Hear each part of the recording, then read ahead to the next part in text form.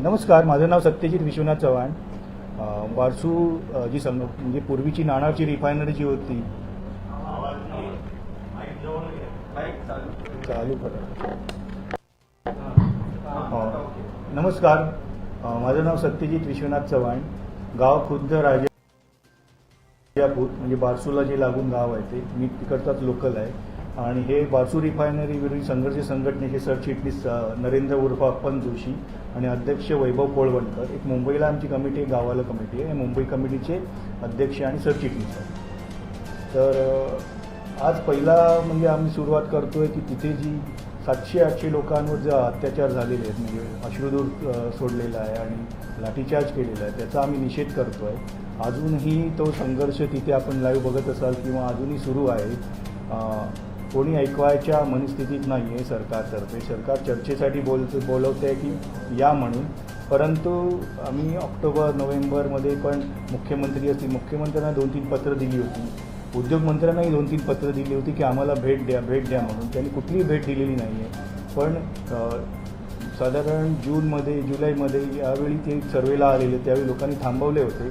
परंतु आता काही वरतून ऑर्डर्स निघालेत, आम्हाला त्याची कल्पना नाही. परंतु मोठा फौजफाटा आहे तिथे.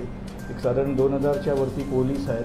पूर्ण पश्चिम महाराष्ट्र आणि कोकणातली सगळे DYSP आणि SP तिकडे बोलून घेतलेले आहेत. आणि स्थानिक ग्रामस्थ आज 4000च्या वरती संख्येने तिकडे जमलेले आहेत. आणि त्यांनी सर्वेक्षण म्हणजे उद्योगमंत्री म्हणतात तसे माती परीक्षा पण याच्यासाठी तिकडे लोक गेलेली आहेत. या माती परीक्षणाबद्दल एकच सांगायचं आहे की या 5 ग्रामपंचायती आहे.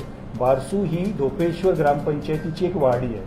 इथं बारसू म्हणजे ग्रामपंचायत नाही आहे, ते धोपेश्वर, गोवळ, देवाचे गोठणे, शिवणे खुर्द आणि सोलगाव या 5 ग्रामपंचायतीमध्ये हा रिफायनरी कम पेट्रोकेमिकल प्रकल्प आणण्याचा प्रयत्न शासन करत आहे.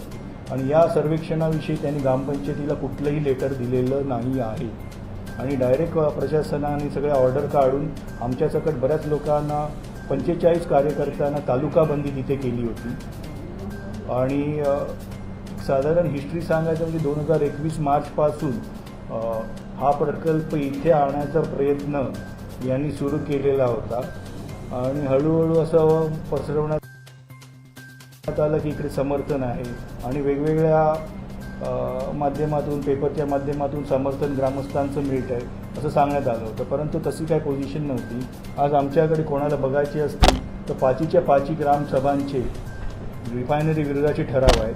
5च्या 5 ग्रामसभांचे आमचे सर्वेक्षण करू नये याच्यासाठीही ठराव केलेले आहेत.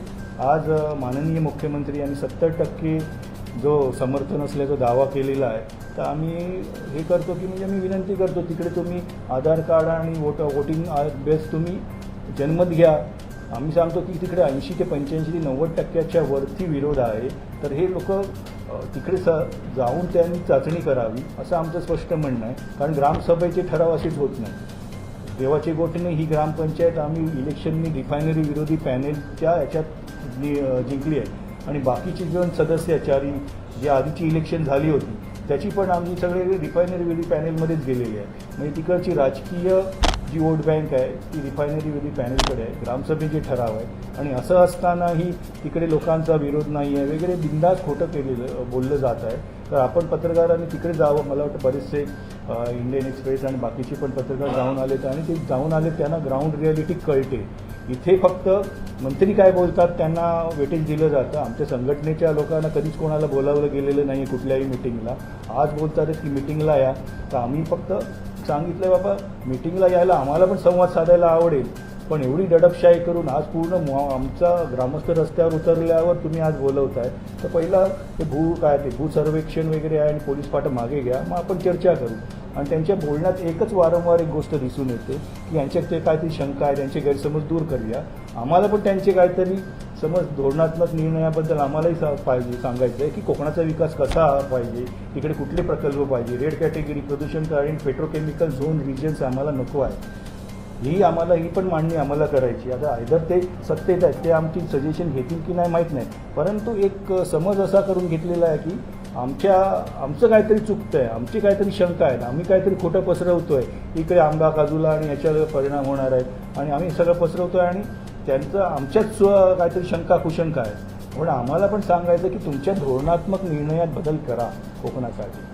हे आमचं बेसिक मागणं आहे की रेड कॅटेगरी किंवा प्रदूषणकारी प्रकल्प पोल्युटिंग इंडस्ट्री नको आहे. हे दोन अजून झोन असे आहेत केमिकल पेट्रोकेमिकल. दहेज गुजरातमध्ये आहे आणि मनाली म्हणून एक तामिळनाडूमध्ये आहे. तर तिकडच्या लोकांचे आम्हाला सगळं रिपोर्ट आहेत आणि इव्हन गुगल सर्च केलं की तुम्हाला सगळं माहिती मिळेल की तिकडे काय अवस्था आहे. कोकण हा एक वेगळा प्रांत म्हणून ट्रीट करून तिकडे विकासाचं वेगळं मॉडेल असावं अशी आमची मागणी गेल्या 10 वर्षापासून आहे. आणि तरीही तुम्ही इकडे रिफायनरीचे सारखे प्रकल्प आणण्याचा प्रयत्न करणार. कारण पुढची जी प्रक्रिया असते एन्व्हायरमेंट क्लिअरन्स वगैरे वगैरे ती फार सगळी आतापर्यंत मी जवळजवळ 10 ते 15 पब्लिक हिअरिंग अटेंड केलेले आहेत असे एन्व्हायरमेंट क्लिअरन्सचा. ती प्रक्रिया पूर्णपणे फार्स असते. त्यामुळे आत्ताच्या स्टेजला हे केलं पाहिजे होतं. मला जनआंदोलन करून तो प्रकल्प तिकडे होऊ देऊ नये. आणि ते म्हणतात की माती परीक्षण केल्यावर कळेल की प्रकल्प चांगला की वाईट. नाही आवडला कंपनीला तर नाही होणार. पण ज्या गावात जायचंच नाही आहे त्या गावाचा रस्ता काढून टाळा. आम्हाला जो प्रकल्पच नको आहे ते माती परीक्षण चांगलं होईल की वाईट होईल त्याच्याशी आमचे काही देणं घेणं नाही आहे. आणि एक वैयक्तिक असं सांगायचं झालं तर माझ्याबद्दल सांगेन की दडपशाही कशी चालू आहे. म्हणजे ते त्यांनी सर्वेक्षणाला वरतून ऑर्डर आले. पूर्ण 12 सप्टेंबरला आमची कलेक्टर आणि SP बरोबर मिटिंग झाली. त्यांनी विरोध काय आहे कशाला हे सगळं जाणून घेतलं आणि सांगितलं आम्ही तालुका पातळीवर येऊ. पण तालुका पातळीवर त्यांची काल मिटिंग झाली. सर्वेक्षण 4-5 दिवस आधी झालं होतं. प्रशासनाला पुढे केलं जात आहे. पण याच्या मागे जे आमचं सरकार आहे त्यांनाच आमची विनंती आहे की तुम्ही स्वतः या. प्रशासनाला पुढे करतात, पोलीस प्रशासनाला पुढे करतात, कलेक्टर SP पुढे करतात आहे. त्याच्याऐवजी त्यांनी आमच्यासमोर यावं, आमची चर्चा करावी. आमच्या काही कोकणातल्या मागण्या आहेत. कारण कोकणातली जनता काय एकदा वोट दिलं म्हणजे तिकडे लोकशाही संपली नाही आहे. तिकडे आम्हाला आमच्या काही मागण्या आहेत, आमचं विकासाचं मॉडेलचं काय अपेक्षा आहे, लोकांना काय पाहिजे आहे हे तरी जाणून घ्या. तुम्ही फक्त तिकडे ठरवून आमच्यावर लादायचा प्रयत्न करा तर ही लोकशाही नाही आहे. आता माझ्या वैयक्तिक सांगतो की मी शुक्रवारी रात्री निघालो. शनिवारी रत्नागिरीला पोचलो माझ्या मित्राकडे. तर तिथे साधारण 11:15 ते 11:30च्या दरम्यान एक मला डिटेक्शन ब्रांच असे DB बोलतात त्यांना. तर त्यांनी कुठलंही वॉरंट वगैरे न घेता डायरेक्ट उचललं म्हणजे त्यांनी कारमध्ये बसवलं आणि एका ठिकाणी त्यांच्या ऑफिसमध्ये घेऊन बसले आणि रत्नागिरी सिटी पोलीस स्टेशनला रात्री 22:39च्या टायमिंगला ॲरेस्ट दाखवली. तोपर्यंत 11 तास विदाऊट एनी वॉरंट किंवा कुठली इंटिमेशन कुठलंही मी ICARD विचारलं नव्हतं. त्यांनी सिव्हिलमध्ये होते आणि अशा प्रकारे त्यांनी ते 11 तास रीच दाखवलं आणि रात्री PC दिली, पोलीस कस्टडी दिली. आणि दुसऱ्या दिवशी राजापूर कोर्टात घेऊन गेले. राजापूर कोर्टाकडे त्यांनी 15 दिवस ज्युडिशियल कस्टडी मागितली. राजापूर कोर्टाने 2 दिवस दिली, 25 आणि 26. तर 26ला ज्युडिशियल कस्टडी अजून 15 दिवस वाढवावी म्हणून पोलीस प्रशासनातर्फे याचिका करण्यात आली होती कोर्टामध्ये. पण कोर्टाने ती फेटाळली. परंतु ते रात्री 5:30 नंतर जेलचे दरवाजे बंद होतात. तर त्यामुळे सकाळी 11 वाजता मी बाहेर पडलो. तर परत सिटी पोलिसांनी मला परत अटक करून राजापूर पोलीस स्टेशनला घेऊन गेले आणि अजून एक केस टाकून त्याच्यावर 2:30 वाजता पोचलो होतो. पण कोर्टात त्यांनी प्रोड्यूस नाही केलं की आणि 4:30ला अटकेचं टायमिंग दाखवून परत PC दिली. राजापूर पोलीस स्टेशनमध्येच ठेवलं आणि नंतर मग दुसऱ्या दिवशी म्हणजे काल 27 तारखेला राजापूर कोर्टात सकाळी प्रोड्यूस केलं 12-1 वाजता. आणि तिकडे त्यांनी सांगितलं की 3 कंडिशन टाकल्या की तुम्ही या प्रोटेस्टमध्ये भाग घेऊ शकत नाही, 15 दिवस तुम्हाला जिल्ह्याच्या बाहेर जायचं आहे. आणि अशा प्रकारे त्यांनी एस्कॉर्ट केलं कोल्हापूर मार्गाने. मलकापूरला त्यांनी शेवटपर्यंत पोलीस आले होते हा जिल्ह्याच्या बाहेर जातो की नाही. आणि तिथून मी जाऊन तिकडे आलेलो. हे माझ्या बाबतीत घडलेलं. आणि बऱ्याचशा घटना अशा घडतात आहेत की खूप सगळे आमचे कार्यकर्ते 45 कार्यकर्त्यांना नोटीस आहे तालुका बंदीच्या. म्हणजे तालुक्यात ते येऊ शकत नाहीत त्यांच्याच घरी. का तर ते ॲक्टिव्ह आहेत यांच्यामध्ये. आणि हे माझा मोबाईल 5-6 दिवस त्यांच्याकडेच होता. कारण सर्व प्रोटेस्टचे आमची जी ग्रुप आहे कोर कमिटी असेल सगळं तो डाटा सगळा डाउनलोड केला गेला असण्याचा आम्हाला शंका आहे. आणि याच्यात कुठलं मालवेळ टाकलं आहे तेही माहीत नाही आहे वगैरे काय केलं आहे ते. तर अशा प्रकारे ही दडपशाही होते आणि अजून ते भूमिगत होते, कोण नजरेत येत नाहीत. पण त्यांच्यामध्ये डिटेक्शन ब्रांचची टीम सगळी लागलेली आहे. ती मोबाईल ऑफ म्हणजे एकमेकांशी कम्युनिकेशन पण प्रॉब्लेम झालेला आहे. म्हणजे लोकांना काय म्हणतात आंदोलनात एकत्रित आणणं, इन्स्ट्रक्शन देणं, एकमेकांचे संदेश पोहोचवणं, ही बरीचशी जवळजवळ एक गाव म्हणजे पहिलं गाव धोपेश्वर बारसू ते शेवटचं गाव देवाची गोठणी हे जवळजवळ 15 किलोमीटरचं अंतर आहे आणि अशा 15-20 किलोमीटरच्या अशा पूर्ण पेरिफरीमध्ये हे सगळं आंदोलन घडून आणणं, 4,000 वगैरे माणसं एका ठिकाणी जमा करणं हे फार कठीण काम आहे. आणि आताचं खारघरच्या घटनेच्या पार्श्वभूमीवर आम्ही सर्व प्रशासनाला, मुख्यमंत्री असेल, उद्योगमंत्री असतील आणि कलेक्टर असेल, कोकण डिव्हिजनल आयुक्त असतील, त्यांना सगळ्यांना पत्र दिली होती की इकडे हा सर्वे नका करू, काय झाली तर जबाबदारी तुमची. तरी पण त्याच्याबाबतही कोण नाही. 38-37 टेम्परेचर आहे, सडा असतो, कातळ असतो, कातळावर अजून टेम्परेचर फिल्म्स असतात. म्हणजे आजही बघितलं तर Rajapur temperature 37 but feel like 43 असं तुम्हाला इकडे दिसू देतील. आणि कुठली म्हणजे त्यांनी मानवता न दाखवता आज बराचसा लाठीचे अजून रिपोर्ट येतात आहेत, फोटो येतात आहेत, व्हिडिओ येतात आहेत. ते जास्त आज काय झालं ते मी सरचिटणीस आहे ते नरेंद्र उर्फ अप्पन जोशी त्यांना विनंती करेन की आजचं घटनेबद्दल काय झालं. आज मी सर्वप्रथम त्या दडपशाहीचा निषेध करतो. तर आज जे आमचे ग्रामस्थ आहेत ते ग्रामस्थ स्वतःच्या हक्कासाठी, स्वतःच्या जमिनीसाठी आणि पर्यावरणासाठी जे लढत आहेत त्यांना माझा एक सल्यूट आहे. पहिली गोष्ट म्हणजे की आम्ही त्यांचे मार्गदर्शक किंवा त्यांचे प्रतिनिधी नसताना पण ते संघर्ष करतात. कारण एवढा सरकारने अत्याचार केला. गेले 4 दिवस बातम्यामध्ये तुमच्या माध्यमातून आम्ही बघतोच आहोत, मीही बघतोच आहे मोबाईलच्या माध्यमातून की कसा अत्याचार दडपशाही सरकार करते. मला शिंदे साहेबांना एकच सांगायचं आहे की जे आता तुम्ही जी भूमिका मांडली की 70% समर्थन आहे साहेब, हे मी तुम्हाला दाखवतो. हे 5 ग्रामपंचायतीचे ठराव आहेत, 100% विरोध.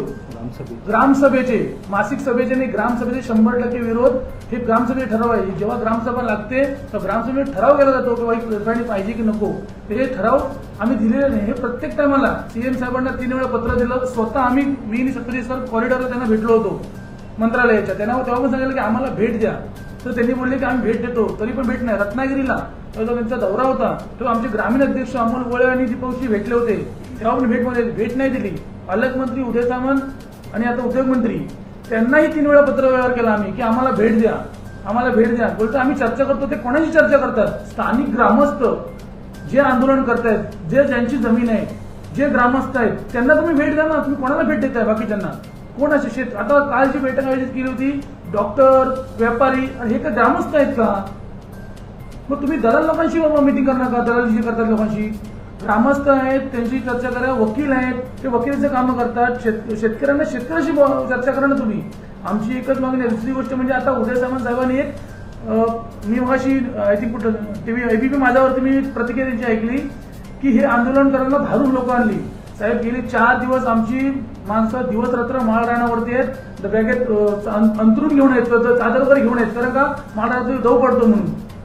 ही कुठली भारतीय लोक नाही, ही स्थानिक ग्रामस्थ आहेत. तुम्हाला चर्चा करायची असेल ना तर पहिले हा सर्वे थांबवा. हे जे काम केलं माती प्रदूषण हे पहिलं थांबवा. हे थांबलं तरच चर्चा होईल. हे कारण आम्ही काय पुढे काश्मीरला राहत नाही आहोत. आम्ही बाळासाहेबांची शिवसैनिक जे लोक बोलतात, जसे एकनाथ शिंदे साहेब बोलले की आमचं हे सरकार गोरगरिबांचं सरकार आहे. हा गोरगरिबांवर अत्याचार होतोय तर तुम्ही शांत बसताय. मला समर्थन आहे. समर्थन कुठलं आहे तुमचं? जे काही झालं त्याचं समर्थन. आता मला सांगा पुऱ्या कोकणामध्ये जे 7 ते 8 जे जागा मालक ज्यांनी काही वर्षापूर्वी जागा घेऊन ठेवली कवडीच्या भावामध्ये त्यांचं समर्थन घेतलं. मग माझं एकच म्हणणं आहे मुख्यमंत्री साहेबांना, जर ते समर्थन असेल तर ग्रामपंचायती ह्या रद्द करा. ग्रामपंचायती कशाला पाहिजे? स्वराज्य ग्रामपंचायती यांचे ठराव म्हणजे लोकशाहीचा गळा घोटला जातो. आज आमच्या महिला माता भगिनीवरती नको ठिकाणी, मी आता शब्द बोलू शकत नाही, अशा ठिकाणी लाठीचार्ज केलाय. फरफडत ओढले 3 दिवस. हा अत्याचार गोरगरिबांवरती होतोय. आताच्या घडीला 700 ते 800 जवळजवळ लोकांना रत्नागिरीला घेऊन गेलेत पोलीस गाडीतून टाकून. आमचं एकच म्हणणं आहे, आंदोलन थांबणार नाही. आंदोलन चालूच राहणार. भले तुम्ही आमचा जीव घ्या, ग्रामस्थांचं तुम्ही बघा. आम्ही कोणी नसताना ग्रामस्थ एकजुटले आहेत. ग्रामस्थांनी सांगितलंय की आम्ही इथून हलणार नाही. कारण का जी परिस्थिती दिसते लोकांना हा विनकोय, लोकांशी चर्चा करताय. तर माझं एकच विनंती आहे एकनाथ शिंदे साहेबांना, देवेंद्र फडणवीस साहेबांना, गृहमंत्र्यांना, साहेब हा अत्याचार थांबवा. ही कोकणातली माणसं साधी बोळी आहेत. त्यांच्या जीवावर लुटू नका. माझी त्यांना विनंती आहे की हा जो अत्याचार पहिला थांबवला पाहिजे, कारण आज त्यांच्यावरती अश्रू गोळ्याचा वापर केला आहे. लोकांचे डोळे घुमतायत, लोकांना पुढे दिसत नाही, ब्लँक केलं पूर्ण, असं पूर्ण लाठीचार्ज केलाय. आज व्हिडिओ आमच्याकडे आहेत, महिलांवरती वेगवेगळ्या पद्धतीने लाठीचार्ज केलाय पोलिसांनी, महिला पोलीस नाही पुरुष पोलिसांनी लाठीचार्ज केलाय. काही लोकांना घाईत टाकून दिले, अशी परिस्थिती चालली आहे. ही दडपशाही कोणामुळे चालली, कशासाठी चाललंय? आणि ही जी RRPCL कंपनी आहे, RRPCL कंपनीचे काय एवढे लाड केले जातात? ही रिफायनरी कोकणाची विनाशकरण आहे. जेव्हा मुख्यमंत्री होते फडणवीस साहेब, तेव्हा तुम्ही रद्द केलीत ना उद्धव साहेबांबरोबर. मग आता का आग्रह चालला? हा कोणासाठी चाललाय? कारण का हा आग्रह जे परप्रांतीय लोक यांचे जमिनी आहेत, यांना जो भरभरीत मलिदा पाहिजे, त्या मलिदासाठी चाललेलं सगळं आहे. तर मी त्यांना विनंती करतो की पहिली दडपशाही थांबवा. चर्चेला आम्ही तयार आहोत, पण आम्ही तयार चर्चेला आहोत, पण कधी? जेव्हा याचं सर्वेक्षणाचं काम थांबेल, जेव्हा पोलीस पाटा इथून निघेल, तेव्हा. जेव्हा आम्ही आमची जी जिल्हाबंदी आणि जी तडीपारी जी तुम्ही केली आहे ती पूर्ण हटवा, तरच आम्ही पदाधिकाऱ्यांनी ग्रामस्थ चर्चेला तयार आहोत. ते पण एकटे नाही, माळरानावरती यायचं आणि चर्चा करायची ग्रामस्थांशी. तुम्ही बोलताय ना ग्रामस्थांनी चर्चा करायची, मग ग्रामस्थ माळरानावर बसले. उद्या ग्रामस्थांचं काय बरं वाईट झालं तर याला जबाबदार हे शासन असेल, महाराष्ट्र सरकार असेल. माझं नाव नरेंद्र जोशी.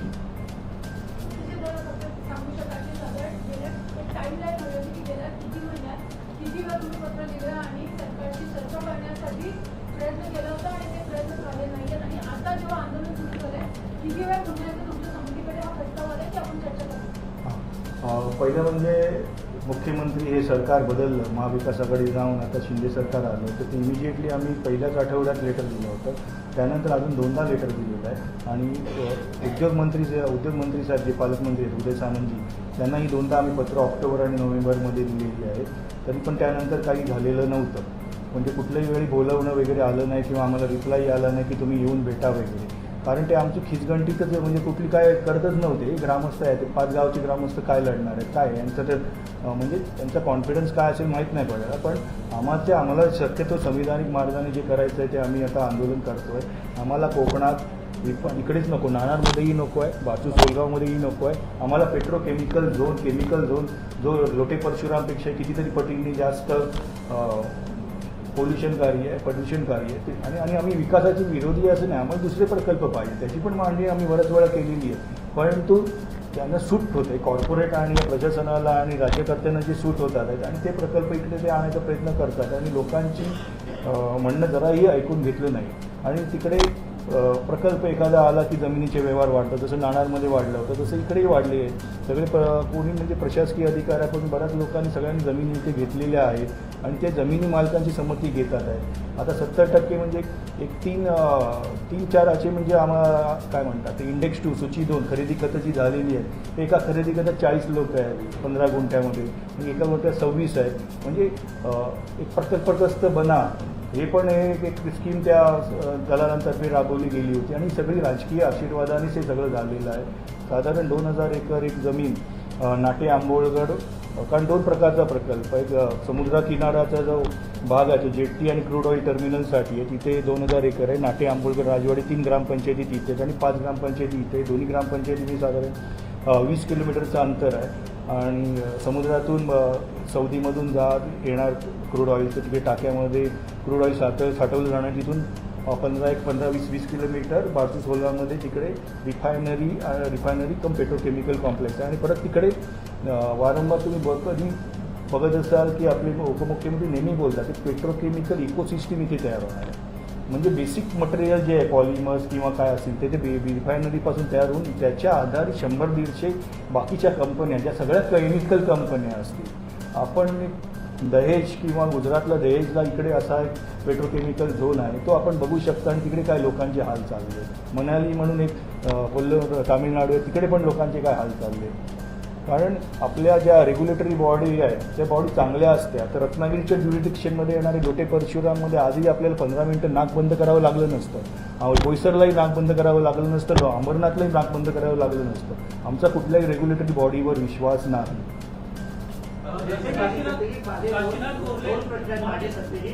पालकमंत्री म्हणून उदय सामंत यांचा प्रशासनावर दबाव आहे का, हा पहिला प्रश्न. आणि दुसरा प्रश्न, जो प्रकल्प त्या ठिकाणी येतोय तो सांगतायत की कातळ आहे, ते काही उभंच आहे, तर अशा दोन प्रश्नांवर काय तुम्ही सांगा? हां, नंबर वन, पालकमंत्र्यांचा प्रशासनावर दबाव असतो किंवा नसतो याचं प्रशासकीय उत्तर आहे. पालकमंत्र्यांचं प्रशासन ऐकत असतं, ही हायरार्ची आहे. त्यामुळे तो दबाव असू दे, ते त्यांनी सांगितल्यावर त्यांना कळणं एखादी गोष्ट भाग असते. दुसरी गोष्ट कातळाबद्दल झालं.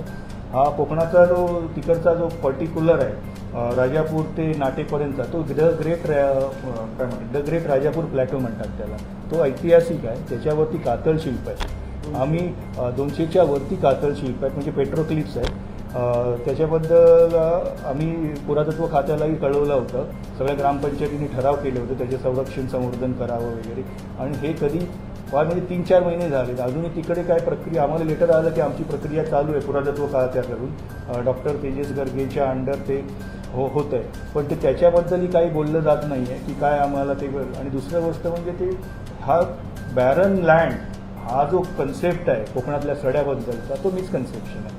तुम्ही जेव्हा PBR म्हणजे पीपल्स बायोडायव्हर्सिटी रजिस्टर जेव्हा आपल्या लॉमध्ये असतं तिकडे बघितलं तर तिकडे 350-300च्या वरती वनस्पती येतात. जुलै ते कास पठारालाही मात देईल असं बारसूचा सडा आहे आजच्या डेटला. आणि तिकडे बऱ्याचशा IUCNच्या रेड लिस्टमधल्या बऱ्याचशा स्पीसीज आहेत. आणि तो एक पूर्ण समुद्रसपाटीपासून एक साधारण 80-100 फूट उंच असतो आणि ते पूर्ण स्पॉन्जी असतो. तुम्हाला कातळ म्हणजे चिरा बघितला असेल रेड जांभाळा तर तो एक स्पॉन्जी असतो. त्याच्यामुळे ते वर्षभर खालच्या विहिरींना पाणी वगैरे मिळत असतं. आणि त्याच्यामधल्या स्पेशल तिकडचा काजू किंवा आंबा असतो त्याला स्पेशल एक टेस्ट असते, कारण त्याच्यामध्ये आयर्न आणि मॅग्नेशियम असतं. या बऱ्याचशा टेक्निकल गोष्टी आहेत, पण या टेक्निकल गोष्टींवर ते लक्ष देत नाही आहे. फक्त जमीन इकडे इन्व्हेस्टरना आणायची आणि त्यांच्याकडून संमती घ्यायची आणि इकडे प्रकल्प आम्हाला जमीन मिळते आहे ना, बाकी तुम्ही गेली खड्ड्यात पंचक्रोशीतली जनता. आज ग्रामपंचायतीच्या हद्दीत कुठला प्रकल्प व्हावा किंवा नाही व्हावा हे 2 लँडलॉर्ड ठरवणार आहेत की उरलेल्या 98 जनतेला पण काय त्याचा से आहे. उद्धव ठाकरे होते त्यावेळेस त्यांनी पत्र लिहिलेलं होतं पंतप्रधानांना की भारतीय जमीन जे आहे ते प्रस्तावित असावी म्हणून. आणि आता ते मुख्यमंत्री नसताना ते त्याच गोष्टीला विरोध करतायत. त्यामुळे कुठेतरी या राजकारणामध्ये ग्रामस्थ भरडले जात आहेत. कारण त्यावेळी सुद्धा जेवढे जमीन प्रस्तावित केली तेव्हा तुम्ही असाच तीव्र विरोध केला होता. काशीनाथ बोर्ले या स्थानिक नेत्यांना सांगितलंय आम्ही आंदोलन मागे घेत आहोत, तात्पुरतं 3 दिवसांसाठी स्थगित करत आहोत. की तुम्ही म्हणताय आंदोलन मागे घेणार नाही, तर दुसरीकडे त्यांना आंदोलन मागे घेत असल्याची नुकतीच घोषणा केली. आता कसं झालेलं आहे, एक पहिलं मी उद्धव साहेबांबद्दल बोलतो. नाणार परिसरात साधारण शिवसेनेने भूमिका घेतली होती. नाणार इथे रिफायनरी होणार नाही ही काळी दगडावरची रेघ आहे. परंतु दुर्दैवाने सगळे पक्ष असतील, पक्षांना धोरणात्मक निर्णय कोकणात रिफायनरी नको किंवा रेड किंवा पोल्ट्रिंग इंडस्ट्री नको असा धोरणात्मक निर्णय होण्याची क्षमता किंवा ताकद किंवा मानसिकता नाही आहे. परत शिवसेनेची भूमिका अशी आहे की स्थानिकांचा विरोध आहे तर आमचा विरोध आहे. त्यावेळी उद्धव साहेबांनी असं स्टेटमेंट केलं होतं की जिथे लोकांना पाहिजे असेल तिथे लोक आम्ही देऊ वगैरे. परंतु मला वाटतं माझ्यापेक्षा मी तिकडे होतो रत्नागिरीला कोर्टात जेलमध्ये, तर मला वाटतं हे परवा उद्धव साहेबांना जाऊन मातोश्रीवर भेटलेले आहेत, ते नक्की काय म्हणाले आहेत हेच सांगू शकतील. जेव्हा उद्धव साहेबांना भेटलो, उद्धव साहेबांनी सांगितलं की लोकांना नको असेल तर तो प्रकल्प, मी पहिलेही सांगितलंय की लोकांच्या रोजीरोटीचा प्रश्न आहे, तर तेव्हा मला तिथे समर्थन आहे असं सांगितलं. आणि केंद्र सरकारचा दबाव होता की पत्र द्या म्हणून. तर केंद्र सरकारच्या दबावाखाली ते पत्र म्हणजे केंद्र सरकारने मागितलं म्हणून ते पत्र दिलं. पण लोकांचा विरोध असेल तर आजही शिवसेना पाठीशी उभी, त्यांच्या राणानंतरी जाहीर पार्टीमधला शिवसेना पाठीशी उभी आहे. आम्ही त्यांना विचारलं नाणारला जो प्रकल्प होता तर नाणारला लोकांनी विरोध केला, मग बारसूला पण लोकांनी विरोध केलाय. तुम्ही जेव्हा मुख्यमंत्री होतात तेव्हाही आम्ही विरोधाची भूमिका मांडली, आम्ही आंदोलनं केली आणि आताही आम्ही आंदोलनं करतोय की स्थानिक लोकांचा विरोध आहे हे त्यांनाही माहित होतं. त्यांना ग्रामसभेचे ठराव कुठले नव्हते. आज काल त्यांच्याबरोबर ग्रामसभेचे ठराव आम्ही हातात दिले. हे ग्रामसभेचे ठराव आहेत आणि हे ग्रामस्थ आहेत. काल ग्रामस्थ जे गावावरून आंदोलन करतात ते ग्रामस्थ काल मिटिंगला उपस्थित होते. त्यांनी खरी परिस्थिती त्यांना सांगितली काय आहे ग्रामस्थांनी, आणि ग्रामस्थांची म्हणणी उद्धव साहेबांनी ऐकून तो पाठिंबा जाहीर केला.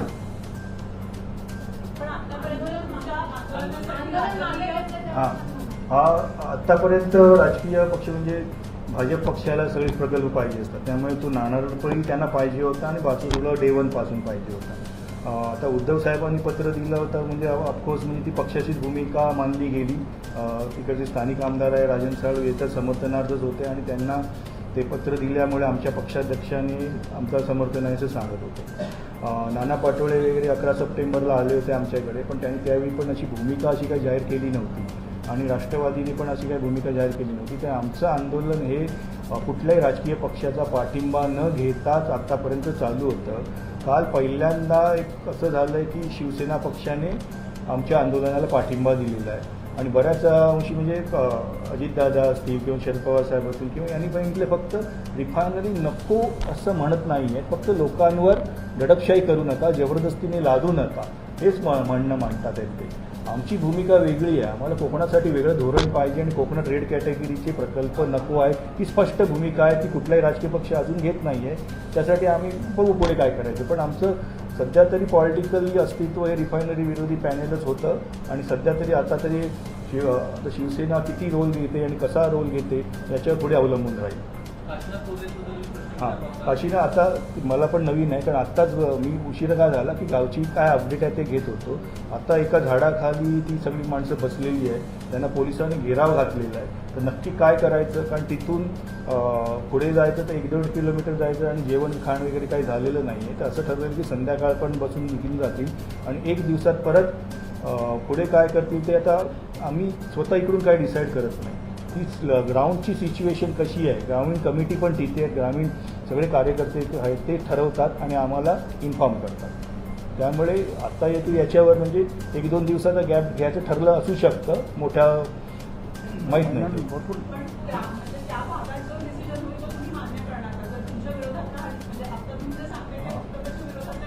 नाही ऑन एक लाईन असते ना डिसिजनची, ती कधी डिफर होत नाही. म्हणजे रिफायनरी नको हे आंदोलन करायचं आहे तर करायचं आहे, फक्त त्याची जी प्रक्रिया असेल म्हणजे उद्या नको करूया परवा करूया वगैरे, हा डिसिजन पूर्णपणे गाववाले किती उष्णता आहे आणि किती लोकांना आता लागलं आहे. आता परत बरेच लोकांना घेऊन गेले आहेत, त्यांच्यावर काय कलमं लावतात आहेत, मग त्यांचा परत जामीन करावा लागेल. परवा 111 महिला प्लस 105 महिला आणि 6 पुरुष 111 आणि मला पण त्या केसमध्ये टाकलं 112 जणांवर झाला होता. तर त्यांची ती प्रक्रिया करायला रात्रीचे 2-3 वाजले होते. तर त्या हिशोबाने त्यांनी काय निर्णय घेतला असेल, 1 दिवस कॅब देऊन पुढे करायचं. पण आय थिंक गावची कमिटी ठरवेल काय असेल तर आम्ही इमिजिएटली मीडिया ग्रुपवर कळवू. ते ग्रामस्थ आहेत शिवणे खुर्दचे आणि ते बऱ्यापैकी म्हणजे असं पुढे वक्तृत्व चांगलं आहे आणि थोडीशी लिडरशिप क्वालिटी आहे त्यांच्याकडे. हां, रिफायनरी विरोधी संघटनेमध्ये त्यांचं काही पद असं नाही आहे, कारण रिफायनरी विरोधी संघर्षाचे सगळ्यांचे मोबाईल ऑन ट्रॅक आहेत. पटकन ते चालू करून बंद करतात तर अर्धा तासात तिथे पोलीस येतात.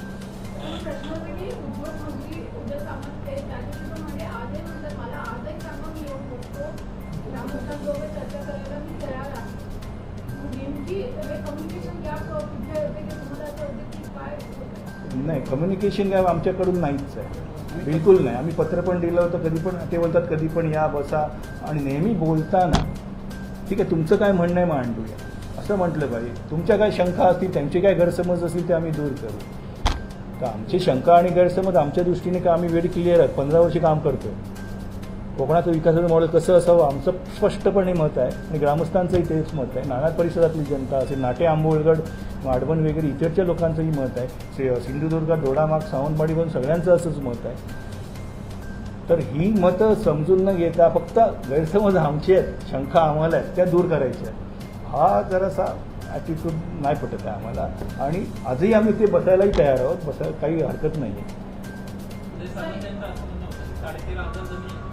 13,000 एकर जमिनीपैकी 5,500 एकर जमिनीवर हा प्रोजेक्ट आहे आणि सोलगावनं विरोध केला होता. सोलगावला आम्ही त्यातून वगळलेला आहे.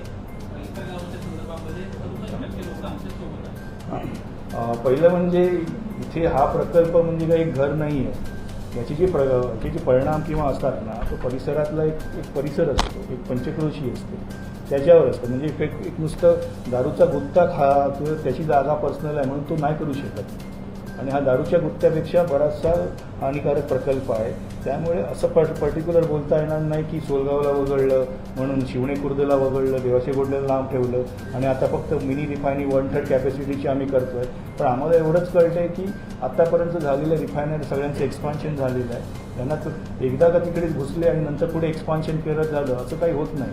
नेहमी विस्तारित झालेले आहेत. सगळ्या रिफायनरी भारतात झालेल्या आहेत. तर आधी थोड्या एका कॅपॅसिटीच्या होत्या, त्यानंतर वारंवार त्यांची कॅपॅसिटी वाढत गेलेली आहे आणि पंचक्रोशीचा असा हिशोब आहे. फक्त एखाद्या गावापुरता आणि एवढीशी जमीन मिळते आहे म्हणजे 3,500 एकर वगैरे जमीन ती इन्व्हेस्टरची आहे. त्याची आमच्याकडे रेकॉर्ड आहेत आणि कोण कोण इन्व्हेस्टर आहेत सगळ्यांचे आमच्याकडे रेकॉर्ड आहेत. आणि ते इन्व्हेस्टर ते जमीन संमती द्यायलाच आणि रेट MIDC कडून लँड एक्विजिशनचा रेट चांगलं घ्यायलाच त्यांनी ते इन्व्हेस्ट केलेले आहे. आणि त्यात परप्रांतीय आहेत. परप्रांतीयांकडून प्रेरणा घेऊन आपली स्वप्रांतीयांनी पण केलेले आहेत तिकडे.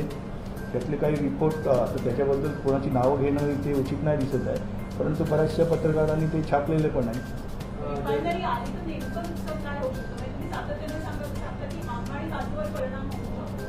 तर ह्याच्या पलीकडे रिफायनरी आली तर परिणाम काय होईल आणि दुसरा परिणाम असा राहत नाही. तिथे बघा तुम्ही म्हणतात की तुमच्याही म्हणजे प्रशासनाच्या आणि तुमचं तुम्ही अवलंबून राहू शकत नाही किंवा विश्वास ठेवू शकत नाही. तर जगात अनेक ठिकाणी असं आहे की बर्नाडच्या जवळ समुद्राच्या जवळ रिफायनरी आहे आणि त्या चांगल्या पद्धतीने कार्यरत आहे. म्हणजे तिथे मच्छीमारही म्हणजे व्यवसाय त्याचा सांभाळू शकेल. तर हा विश्वास तुम्हाला नाही वाटत नाही आज नाही, इकडे आमचं कोकणात मॉडेलच आम्ही ते चेंज करायला बघतोय ना. PCPR नाही म्हणजे पेट्रोकेमिकल झोन आम्हाला नकोच आहे इथे, प्रश्नच नाही आहे. इकडे आंबा आहे, काजू आहे, फिशिंग आहे, पर्यटन आहे, हे 4 बेसिक आहेत. चला हे बाजूला ठेवा. आम्ही ते बोलतात याच्यावर नेहमी हेच बोलतात ते. आम्ही म्हणतो ITI भावना, एज्युकेशन इंडस्ट्री आणा किंवा फॅब्रिकेशन होती. जशी चाकण राजगुरुनगरला आहे ते वेस्पाची फॅक्टरी आहे किंवा मर्सिडीजच्या फॅक्टरी आहेत किंवा ऑटोमोबाईल, तिथे फॅब्रिकेशन इंडस्ट्री आहे, फक्त असेंबलिंग केलं जातं. त्या प्रकारचे उद्योग आणा ना.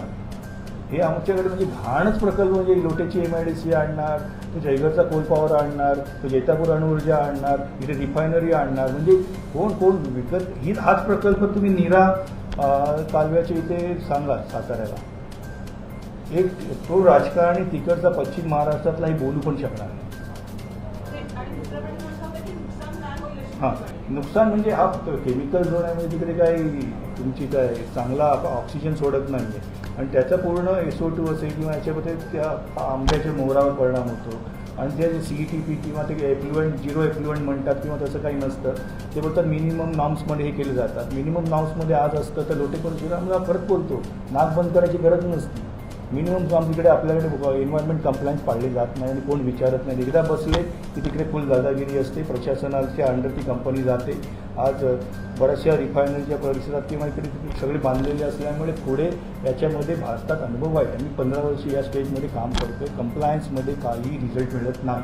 जैतापूरचा चढा जो होता, जैतापूर अणुऊर्जाचा महाराजांचा जो कातळ होता, तो म्हणजे तो प्रकल्प उभा करण्यासाठी अख्खा कातळ कापावा लागणार होता, तो सडा कापून टाकणार होता आणि नंतर असं लक्षात आलं की तिथून एक भूकंप प्रवण क्षेत्र जातं आणि हा सगळा विचार करून मग शेवटी तो प्रकल्प ॲक्च्युली कंपनी पुढे केली हा प्रकल्प. तिकडे सगळं निसर्गाचं चक्र ह्या प्रकल्पाच्या विरोधात होतं आणि त्याच्या हाकेच्या अंतरावर हा बारसू सोनगाव प्रकल्प आहे.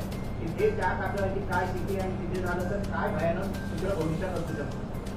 नाही, जैतापूरच्या बाबतीत तो आता विषय नको, तो मग लांबच आहे. फक्त 2 विषय सांगतो. तो अणुभट्टीला जो पाया लागतो तो बसाल्ट लागतो, काळा दगड लागतो आणि तिकडे 80-90 फूट आहे तो आहे लॅटेराईट आहे. तो लॅटेराईट वर कुठलंही फाउंडेशन एवढ्या मोठ्या प्रकल्पाचं होत नाही. त्यामुळे तो कापायचा आणि तिकडे कॉन्क्रीट लावून परत तर खर्च वाढणार होता ती होता. आणि भूकंप आमचा RTIमध्ये आम्ही केलं होतं की 2018पर्यंत जिओलॉजिकल सर्वे ऑफ इंडिया नागपूरकडून आम्ही RTI मागितले होते की तुम्ही अभ्यास केला आहेत का याचा वगैरे. तर शेवटी मग माहिती आयुक्त दिल्लीमध्ये व्हिडिओ कॉन्फरन्सिंगमध्ये त्यांनी मान्य करावं लागतं न्यूक्लिअर पॉवर कॉर्पोरेशनला की आमचा भूकंप प्रवणतेचा अभ्यास अजून पूर्ण झालेला नाही आहे. मग त्यांनी सांगितलं ॲफिडेव्हिट द्या. ते ॲफिडेव्हिट आमच्याकडे अजूनही आहे की त्यांचा भूकंप प्रवणतेचा अभ्यास झालेला नाही आहे मालवण प्रकल्पाचा अजून. कारण आज बरेचसे त्यांनी रिव्हील नाही केलं आहे RTIमध्ये. तिथूनच बारसू सोनगाव आहे, तिथे काय परिस्थिती असू शकते?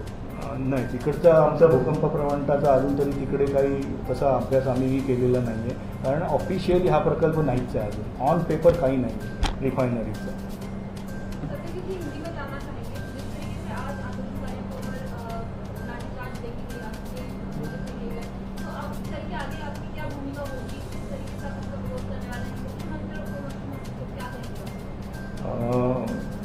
भूमिका एक सिंपल सादी है कि हमको रिफाइनरी नहीं चाहिए, दैट्स ऑल।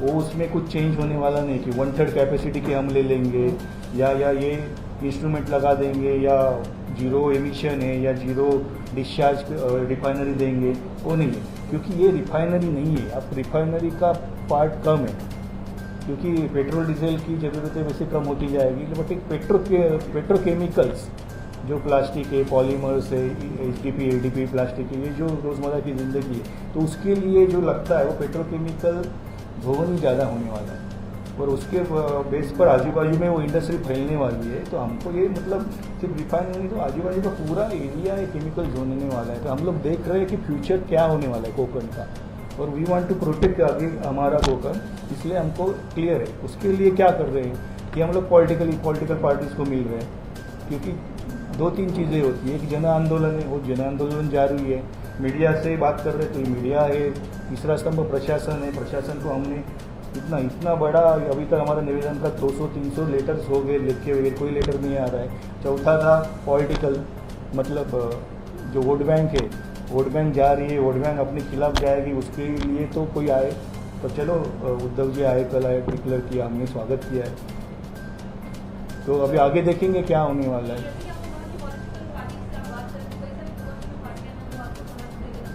हाँ,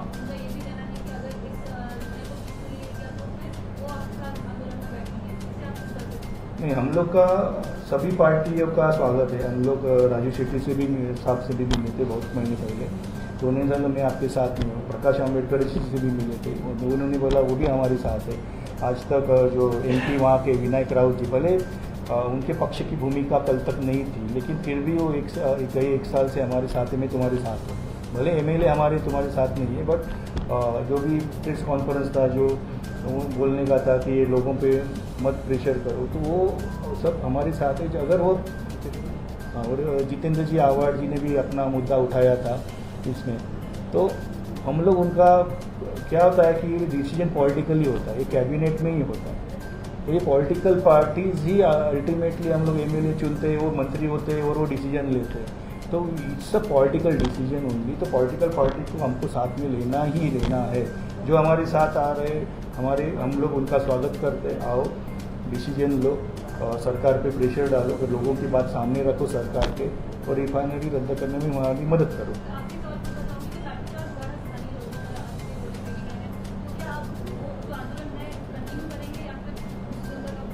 हाँ, मतलब अभी मैंने बोला कि गांव की पोजीशन क्या है, कितने जनों को लगा है, कितने लोगों के लिए अभी हमको जामीन मतलब बेल आउट करना पड़ेगा उनको वगैरह, वो सब देख के 1-2 दिन का गैप हो सकता है, लेकिन मुझे पता नहीं। वो ग्रामीण कमेटी है हमारे इधर, मतलब कमेटी में बहुत सारी डेमोक्रेसी है। बॉम्बे के डिसीजन बॉम्बे वाले लेते, गांव के गांव में लेते, और कुछ जॉइंट डिसीजन कॉन्फ्रेंस कॉल में होते। There is not a single leader. आपने भी बोला था कि जो लैटराइट प्लेटोज हैं वो सरकार के नजरिए से देखा जाए तो बैरन लैंड, हाँ, वो महसूल के रेवेन्यू रिकॉर्ड में बंजर है, बैरन लैंड लिखा हुआ। तो सरकार के नजरिए से देखा जाए तो वो लैंड की वैल्यू तभी आएगी जब आप से कुछ बिजनेस शुरू करेंगे, या तो पेट्रोकेमिकल रिफाइनरी या फैक्ट्री या कुछ। लेकिन जो गाँव के मूल निवासी हैं, जो कैशू फार्मिंग कर रहे हैं, मैंगो फार्मिंग कर रहे हैं, जो फिशरीज कर रहे हैं, उनके लिए और इकोलॉजिकली ये लैंड का क्या महत्व है, उसके बारे में थोड़ा कुछ बताओ। इकोलॉजिकली मतलब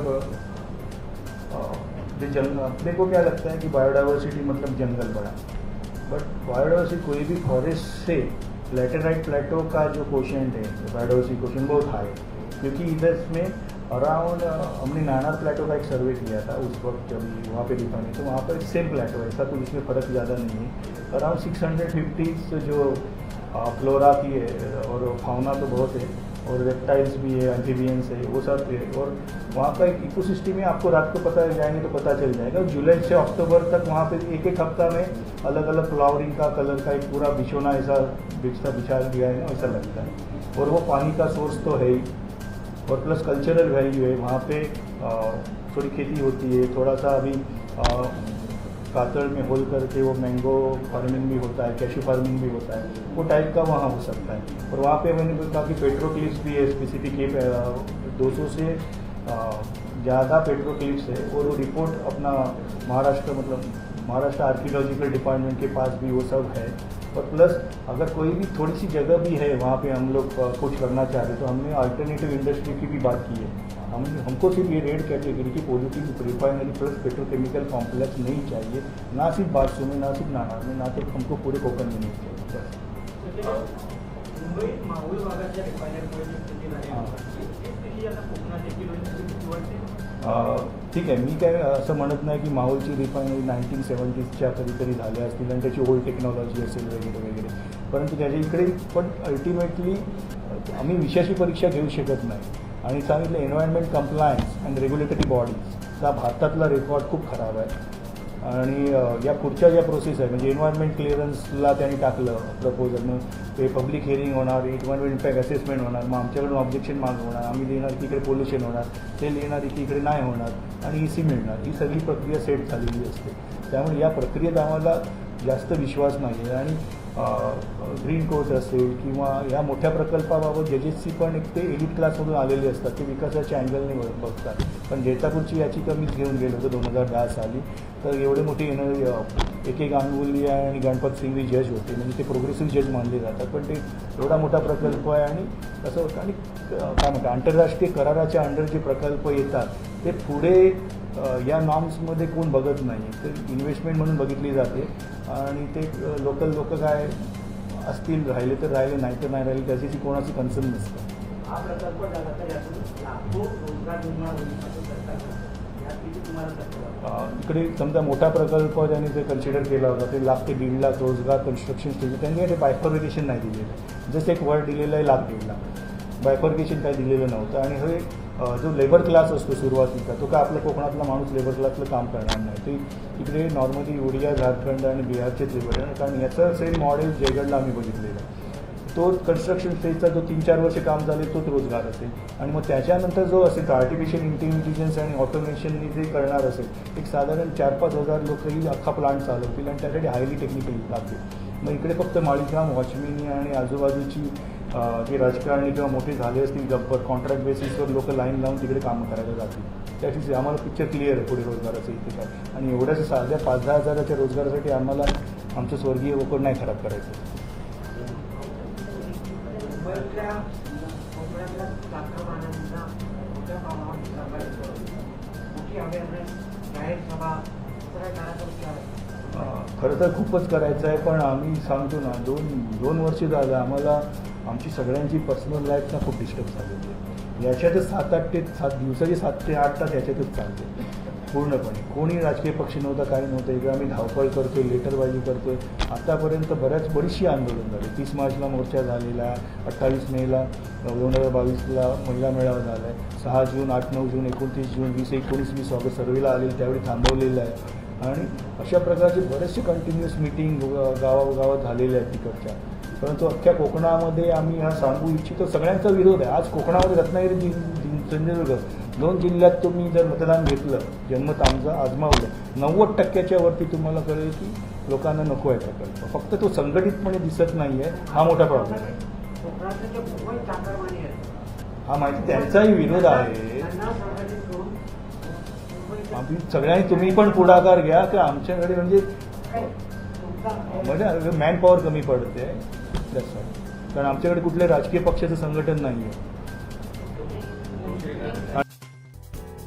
JEE NEET या प्रवेश परीक्षांसाठी कोकणचं एकमेव विश्वसनीय नाव परफेक्ट अकॅडमी आता आपल्या भव्य आणि सुसज्ज अशा ओरोस येथील कॅम्पसमध्ये 1500हून अधिक डॉक्टर्स आणि हजारो इंजिनियर्स घडवण्याचा अनुभव असणाऱ्या परफेक्ट अकॅडमीमध्ये प्रवेश घ्या आणि आपले प्रवेश परीक्षेतील यश निश्चित करा। 11वी 12वी JEE आणि NEET इंटिग्रेटेड बॅचेससाठी प्रवेश सुरू। संपर्क 9325 01 74 58 94 21 23 54 69। पत्ता परफेक्ट अकॅडमी, जिजामाता चौक, ओरोस, तालुका कुडाळ।